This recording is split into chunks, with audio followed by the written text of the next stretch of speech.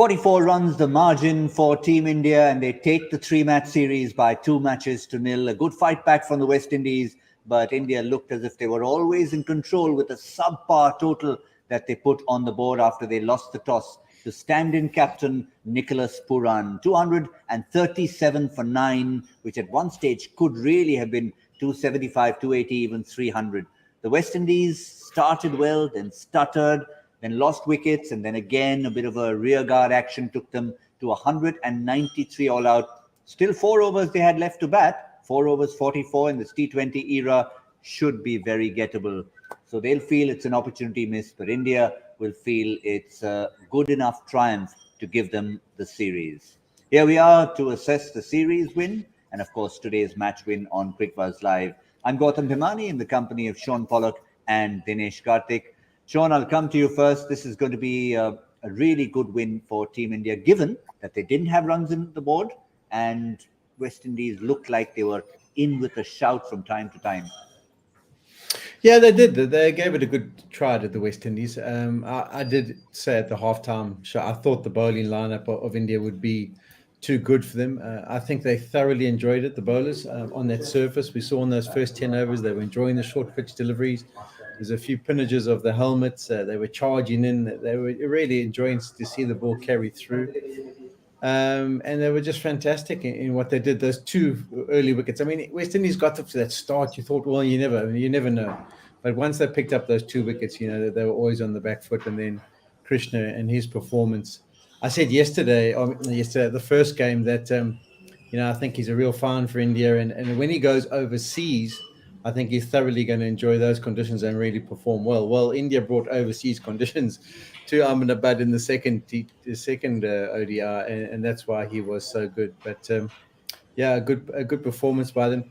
The West Indies, I think they'll be disappointed again. It's often the batting that they're disappointed in, but they show glimpses. It's a bit like Sri Lanka at times. Now you see guys string a 30 or 40, but it's a team performance they can't seem to put together. Yeah, it's been the theme of the day as far as Cricbuzz Live is concerned. DK has been Shaun Pollock complaining that he never got these conditions, the bounce, the carry to the keeper the way it could. But I mean, India will take it. The West Indies had seamers; they could have exploited it. They did to a certain extent, but Prasidh Krishna just did it better. Yes, I think at the outset, I think Paulie had said India has the better set of medium pacers, and you could see why. All 3 bring different skill sets to the table. West Indies obviously have more in number, but India, I think, have a lot more quality there. That's also got to do with the fact that obviously we have a very strong domestic system, and these bowlers have come through the grind, and you could see the advent of IPL obviously giving them the confidence, bowling to the best of batters in the world, all of that put together, and you get conditions which are very old Durbanesque in India, and you want the fast bowlers to enjoy it, and enjoy it. Didn't they do that? Bowling short balls, push the batsman on the back foot, and then get the odd one coming across. You can see a lot of the batters were found wanting for time. In West Indies, what I've noticed is they don't play on these kind of wickets these days. It's a lot more flatter, a lot slower. The challenges are very different. Whereas if India can give a wicket like this, it is actually a bit alien to them at times. Certainly is, but Prasidh Krishna, he bowled in 5 spells. We saw some of the West Indian bowlers with slightly longer spells. Really couldn't take the ball away from them at times, Shaun. But if you have a look at a fast bowler bowling in 5 spells, 4-2-3-2, 1-0-1-1, 2-0-6-0, 1-0-2-0, and 1-1-0-1. I mean, that's the kind you get on video games. If you set it to a difficult mode and the guy who's batting has no clue what's going on. Yeah, it's a bit of a new style, isn't it? You always have a look at your new captain who comes in and wonder what sort of rubber stamp he's going to put onto the unit, and how's he going to change the tactics, and how's he going to go about his business. And it's something that he's done to great effect in the T20s for Mumbai Indians, is mixing the bowlers up, always making them have short spells. It can be challenging for a bowler. Me personally, is a little bit like a batter. Once you get going, you want to be continuous in your approach. So you want to be bowling sometimes 5 or 6 overs on the trot, because you've got a rhythm going and you feel like you can have an impact. So we might see it as we go along. Maybe it was just this game where they felt like they needed to do that, or maybe he continues with that approach. I think the modern bowler is very adept at being able to be ready to come up and bowl. I know at the back end of my career, I needed about 3 overs warning just to get the back and the body loose enough to be able to bowl that first delivery. Never mind just one over and then go back out to the paddock. So it's a strategy he's done. I think the only concern for me, having watched the bowling lineup, was Washington Sundar. When I say a concern, I just think the guys behind the scenes need to help him come up with a bit of a game plan. Once the left-hander's on strike, you can see how comfortable he is. He's fantastic. He's good to go. He's got his game plan.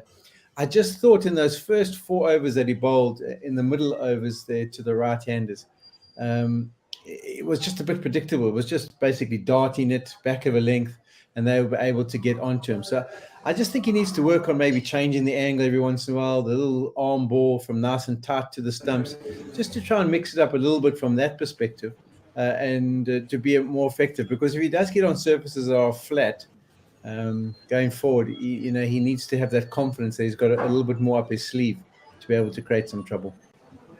DK, Shaun talked about fitness or lack of fitness. The only weight that Prasidh Krishna is going to put on in the next few days is in his wallet.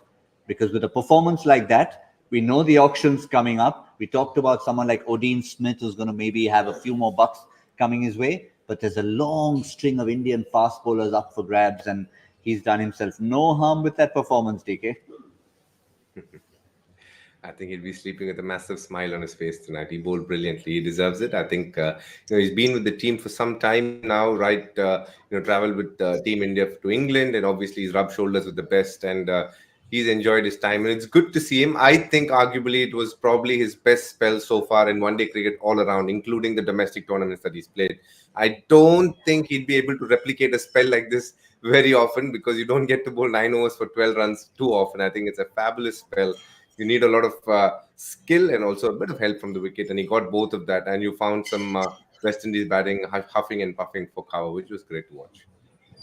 Well, there's lots of franchises. We're not sure where the tournament will be held this year. It's possibly going to be Mumbai and Pune. But looking ahead, it's not just for 1 year. Looking ahead in year 2 and year 3 and beyond, Ahmedabad could be the home ground, or will be the home ground for the Gujarat Titans. And if that's the case, Shaun, then the home franchise will say 4 for 12 on this ground. If we have these wickets, let's just bank on this man. Yeah, I think if they're going to produce those kind of services, he'll be asking to be included into their squad. He was, where was he now? It was with KKR, is that right? He was. That's why DK's got a big smile on his face. He spent plenty of time 25 yards away. And did he play all the games? Oh, are we getting there, are we? I didn't realize that the conversation heading in that direction. Just checking. Now, I think he'll play a lot more games, no matter who he signs for this year. I think he'll be part and parcel of someone's bowling attack for most of the games, I'm sure. But if you have a look at, we did compliment Nicholas Puran on his captaincy in terms of the way he handled his bowlers, restricted India to 237. Had Shea Hope taken that catch, it could have been even less. But TK, you'd have to also compliment Rohit Sharma on his captaincy, because you could get carried away. You could say, let me settle into a formula. Let me do what I did in the last game. But conditions slightly different, surface slightly different. And hence he utilized his bowlers, got in Deepak Hooda. We weren't certain whether they'd use that 6th bowler or not. He did, and he used them well.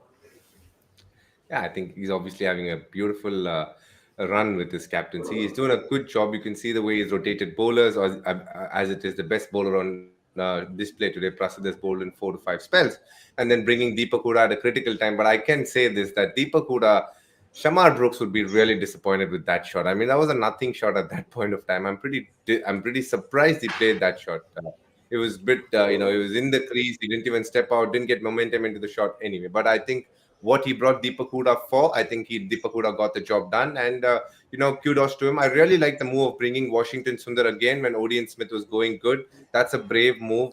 That's a very interesting move to bring to bring a spinner in the 45th over with the right-handers in play. So I like that. So he is willing to, throw a bit of a bait and say, here we go, off spinner, slightly big ground, but I want you to take him on. Let's see who wins this battle. And the beauty about Washington is the fact that he was able to absorb pressure, and obviously know that the batsman is going to go after him.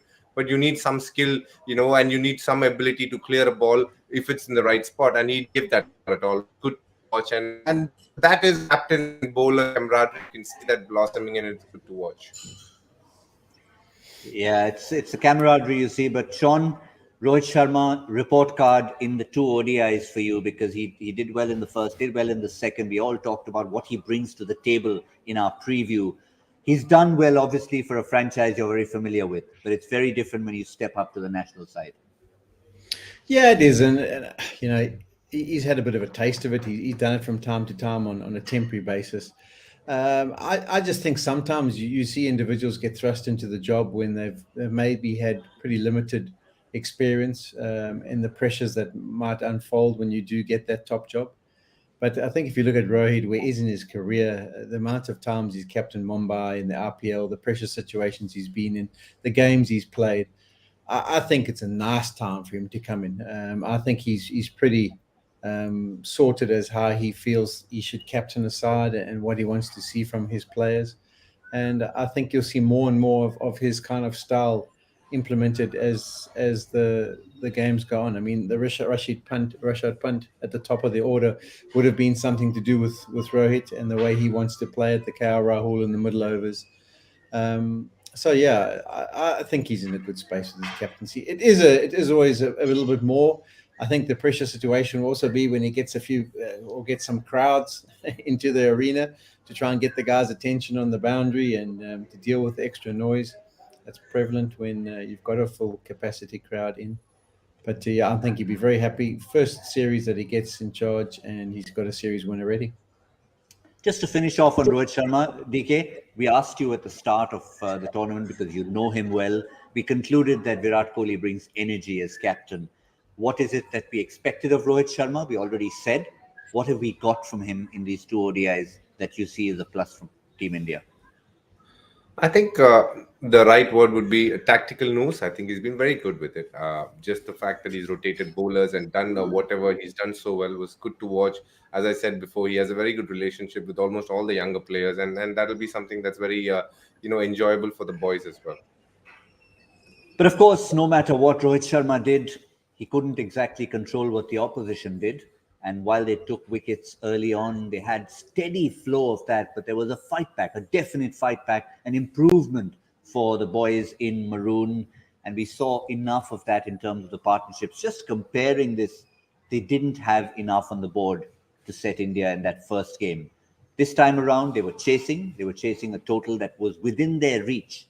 And certainly they fought back enough times to give them some sort of a fillip, even though it didn't give them the points, Sean, that they needed to get up that table. They're now at number 8. Yeah, a better performance for sure, but not what they were after. It's an improvement, and they'll be hoping to get it right in the last game. But still questions to ask, wasn't there? I mean, even the Shea Hope's dismissal, I think he would have been disappointed with himself. I mean, just if you analyze the game at that stage, I think it was probably in about the 20th over. They still had Washington Sundar to come. So to take a risk against the leg spinner, I'm just thinking, can you not be a little bit more patient, knock it around, keep looking for the bad balls, pick up the singles, keep the momentum, and then maybe pick an off spinner to be the one that you go after, because they just didn't need the loss of that wicket. It just kept taking the momentum away from them. So an improvement, but it'd be interesting to see what changes they make when Pollard comes back. Yeah, that's that partnership. And Fabian Allen came in, and after Shamar Brooks left, there was still a possibility because you knew Akil Hussain can bat. Odin Smith, we've all been talking about.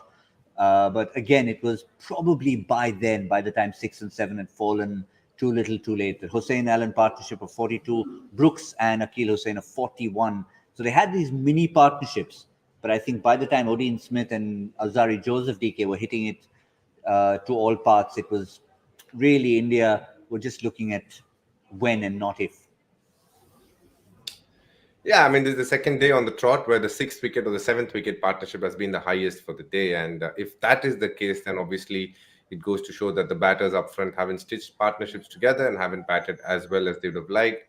And you're always going to be behind the 8 ball. And this time it was the same. And you could see that, obviously they were hoping against hope for things to happen. But at some point, the skill of the bowlers came through. Well, it's now time for the West Indies to start answering the hard questions, to start improving. Based on their performance in these two games, Shaun Pollock, what are the areas they really need to address? Well, I think the areas they had to address coming into this series is the same as they've got to address going forward. It's always down to the batting. I think the bowlers did a fantastic job in those first overs today. Really set a tone. I know the surface was nice to bowl on, and they've got some spinners who can play a part in the middle. You know, they don't have the Nareens of the past where those middle overs you've got a real wicket-taking spinner. You've got someone who will hold and maybe pick up the odd one. But consistency in the batting, if they can just fix that, they're going to give themselves a chance. I mean, one-day cricket, particularly on some of the flatter surfaces around the world, is dictated by the batters. And to have the consistency of performance is definitely required if you're going to shoot up any world list or table. Yeah, that table is important. We showed you that table earlier, and West Indies need to start going upwards in that table if they don't want to qualify for 2023. But it's not just our experts. We like to involve our fans, and our hashtag Ask Cricbuzz live question for today, as we lead into looking ahead to the next game, comes from SRD Brains. And this is his question. I assume it's a he. Shouldn't we prefer Ishan Kishan or KL Rahul as wicketkeeper for ODIs? Pant has been unreliable with his carefree attitude. Is it a question or is it a statement? Also, Pant is successful when the field is up and rather struggles to consistently clear the boundaries against top-class fast bowlers. So sometimes the fans can be a little bit hard-hitting, but it's an interesting question. TK, let me come to the wicketkeeper first. As a specialist in the sense with the gloves, India have options. They've got a part-time keeper in KL Rahul. They've got Ishan Kishan who can come in. Is he being a little harsh on Rishabh Pant for the moment? He is, most definitely. I think I can understand, I don't understand why you'd be frustrated, because first of all, against top-class fast bowlers, we saw in Cape Town, you don't get better bowlers than the Rabadas and the Ngidis in the world. Even with the spread field, he was able to clear the boundaries easily. So there is no question of him not able to play fast bowlers, or, when the field is up, he's only able to go for runs, score runs when the field is up. He's somebody who's very, very comfortable even when the field, in fact, most of the fielders were on the boundary line, and still he managed to hit, boundaries. And that's the skill and that's the, class of the player. Yes, he hasn't probably gotten as many runs as they want, but if you don't back such players through these phases, it's obviously very hard to make a team, I think. And it's important that you stick and understand what they help through the process. Yeah, and of course, today he played a slightly unusual role. With KL Rahul committed to that middle order, India wanted to make sure that he batted in there. And today, Pant was basically playing as a fill-in for the possible return for Shikhar Dhawan. Let's have a look at some numbers as I throw the same question to Shaun Pollock. Pant's numbers, his stay at the crease, if you have a look at these, it's been pretty consistent, except for that one game against South Africa. Today was a slightly different kind of innings, and you can see when he's come in and when he's got out, Shaun. It's really not a case where you're going to fault him purely based on numbers, or maybe, as they say, attitude. Yeah, I think if you just keep that graphic up there, I think the two innings that I can touch on is his 85 of 71. He was absolutely brilliant in that one against South Africa, but he got out in the 32nd over. I just think there is a case in point from time to time. And then he got out the first delivery, having a bit of a way-ho in Cape Town as well, when they just needed him to maybe stick around for a period of time. So there's no doubt about the talent. There's no doubt about the opposition when he comes to the crease, knowing that they're in trouble, and that they really have to have their wits about him, because he's one of those guys who can take a game away from you. I do get the point where, and it'll come in time more in this one-day arena than it will. I think he's sorted out what he wants to do in the test arena.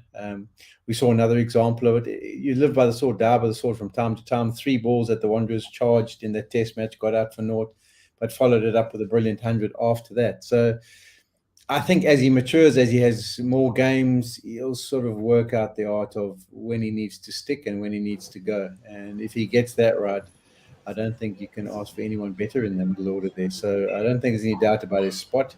I think there is just maybe the senior guys from time to time getting around him when he's in the middle and he's flying and he's got going, and saying, listen, okay, just hold 4th gear for now. Let's go into 6th in 3 or 4 overs now. Well, before we go ahead to the next game, let's just look back at what Rohit Sharma said to sum up the first 2 ODIs. Few key words I'm going to pick on. Obviously, winning the series is a good feeling. There were some challenges. Partnership between Rahul and Surya had some maturity. That's a word I want to pick on. A respectable total in the end is what Rohit Sharma felt the 237 was. And fair enough, in the end, once you won, you're not going to say you were subpar. The entire unit came out and bowled superbly. It's important for guys to bat under pressure, and that's how you judge their character. Surya had to take his time and understood what the team wants from him. KL also batted superbly as he is consistently up and down the order. I've been asked to try something different. We wanted to try it for one game, and he confirmed that Shikhar Dhawan should be back for the next game, which is what confirms the possible tactic of sending Rishabh Pant to fill that slot for now. 2 matches down, 2 matches won by Team India. Maybe a bit of reparation, maybe a bit of comeback needed for the West Indies as we look ahead to the third ODI, which is just going to finish on the verge of that auction just before it starts. Same venue. Wonder if the surface will play any differently. Maybe let's talk about the West Indies first as we look ahead to that third ODI, Shaun. In terms of personnel, we hope... You touching on the RPL there, I think you've got a game plan that the West Indies are going to come out absolutely swinging, trying to see how many sixes they can hit just to create a bit of a reputation for the RPL. Series is done, so in the third game, they're going to come out swinging. Now, I think they've got a lot of pride to fight for. I think there's been a little bit of progress. They'll be wanting to see more. Yes, they might have an opportunity to give some guys, particularly the guys who are going to be involved in the T20s, a little bit of extra exposure. But I still think it's a team who wants to show that they can win at this one-day international level and they can play for 50 overs. Having a look at that, Shaun, I mean, this summer we haven't seen Romario Shepherd yet. We haven't seen Nkrumah Bonner yet. Pollard may come back possibly. So is it a matter of them saying that, listen, you guys can come back. It's about playing for pride, but you cannot ignore the fact that you're also playing for possible big bucks in that auction. Yeah, Hayden Walsh, I wouldn't mind having a look at as well. He might be an opportunity for him to get a go. But I think every opportunity, whether you're playing for your country or the Caribbean, you need to come out and try and produce your best. So I would expect now, after 2 games under the belt, that there would be an improved performance in that third game. Yeah, DK, possibly an Nkrumah Bonner for a Darren Bravo, give Hayden Walsh a chance. And I think Odin Smith, despite all the possibility of saying that, look, I was biased towards him and we were talking him up too much, he probably did enough to suggest that this is why people are talking about me. True. I think we will definitely see a few changes, I think, especially in the batting department. But when it comes to Odin Smith, I think he's done really well for himself. He bowled a sharp spell up front, got a couple of wickets and 2 of the better batters going around. And the fact that when he came in, he tonked those couple of sixes in his first 5 balls, which is just something that is very, very critical these days when you bat at the bottom of the order. So he's got skill, he's shown us skill, and that's a good sign for West Indies cricket. That's what we expect for the West Indies. They've lost the series, but as we said at the start, there's so much for them to play for. If they avoid a 3-0, that has repercussions on where they go up in that table. So it's going to be important for the visitors. Let's have a look at India. We already know Rohit Sharma's mentioned. We saw Shikhar Dhawan sitting in the dugout with Virat Kohli. So we expect him to walk straight into the side. Rishabh Pant goes back down the order. But DK, let me stay with you for the moment. We talk about opportunities. There's a Ravi Bishnoi in there. We haven't seen Shah Rukh Khan. He's been posing with his jersey, proudly posing with his India jersey. Is it a matter of opportunities, or is it just a matter of saying that we're going to continue to steamroll them and win 3-0? I think they'll go down the route of trying to win the series 3-0. I think, you have to remember that they have lost against South Africa. So they would want to keep cleaning up and making sure that, they keep moving towards a certain confident space that they generally are in. So I would like to think they would go for the kill and get the best team out on the park yet again. Yeah, Shikhar Dhawan's a certainty, Shaun, but maybe a Rituraj Gaikwad, as I said, Shah Rukh Khan. We thought we'd see Kuldeep Yadav and Yuzvendra Chahal bowling in tandem, but of course, Washington Sundar's done enough to hang on to his place, and we've got Deepak Hooda showing he can chip in too. Yeah, I think definitely I would probably see two batting changes. I think they would go if they had started this series with no COVID issues. I think Shikhar Dhawan and Shreyas Iyer probably would have been included in the top six. So I wouldn't be surprised now that they have recovered that they would come back in. And maybe an opportunity to have a look at some of the spin. You know, Chahal's done well in these two games. Is it an opportunity to give Vishnu a chance? Kuldeep Yadav, maybe the two of them play, and just have a see what they can do with their variations. But it is that opportunity. It does present itself, and with a big squad, I think the temptation for the management might just be too great. You got all those guys sitting hoping for an opportunity to play. I think it might be too great. I think you'll see a few. Well, let me just finish with one player, DK, someone you've again seen up close, Kuldeep Yadav. Rohit had mentioned at the start of the series we want to ease him back in, even if he's not playing in tandem, even if Kulcha or Chaku, whatever you like to call them, don't come together. It could be a case of maybe resting Yuzi, giving Bishnoi a chance, and also getting Kuldeep Yadav in.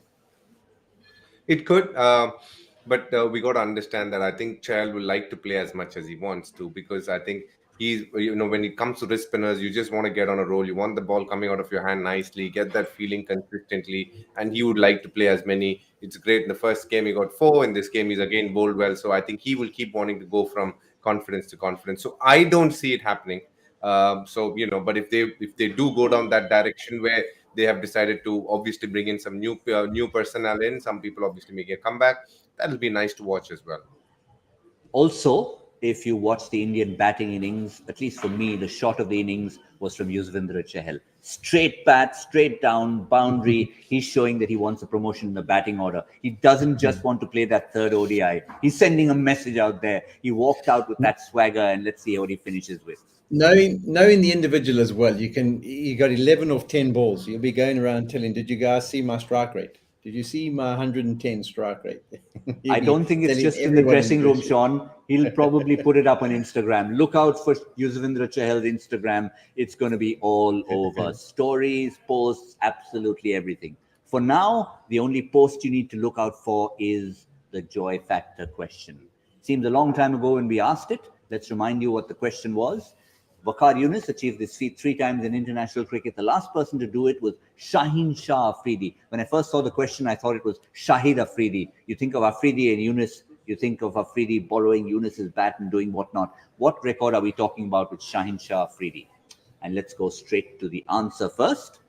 And the answer is taking 5 wicket hauls in consecutive ODI matches. It's only been achieved 14 times in history. And I think that is a serious achievement. Someone like Prasidh Krishna showed that he's capable of doing stuff like that today. He was absolutely sensational. But for the moment, who spotted the joy factor question? Let's go and get our winner straight off in this second ODI. And our winner is Anirban Chatterjee. I love your Twitter handle, Anirban Baba _123. So Anirban Chatterjee, I suspect, I haven't heard the name before, so we like to get newer and newer members in our quizzing family. Well, that's what we have from ODI number 2. It's been another victory for Team India. They've won the series, another match to go, and 3 T20Is to come. But in between that, the all-important auction from Bengaluru, which we'll also be keeping an eye on. We've got an auction special coming up on Cricbuzz Live. Don't miss that, because we are going to be at ground zero. We are going to be in the studio, keeping an eye on everything. Just enough time to say a huge thank you to Dinesh Karthik. And, of course, to Shaun Pollock as well. We'll see all of you. Thank you for joining us on Cricbuzz Live. 2-0 to Team India. Third match coming up in a couple of days. We'll see you then. Till then, it's good night.